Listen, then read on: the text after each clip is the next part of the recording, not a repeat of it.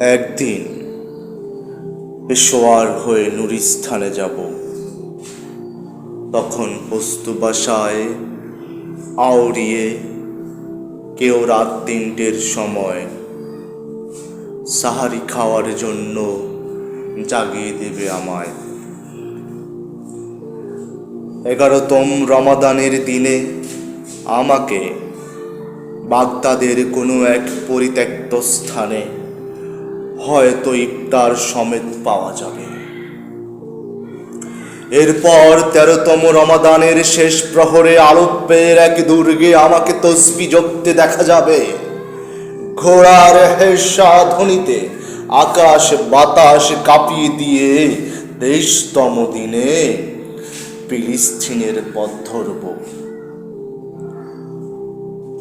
সফর শেষে বাইতুল মুকাদ্দাসের কোনো একটি কোণে কদরের রাতে আমাকে অনুতপ্ত সুরে কেঁদে কেঁদে কথা বলতে দেখা যাবে। সফরের পর সফর শেষে হয়তো আরব দুলালের দেশে কোনো একদিন পৌঁছে যাব।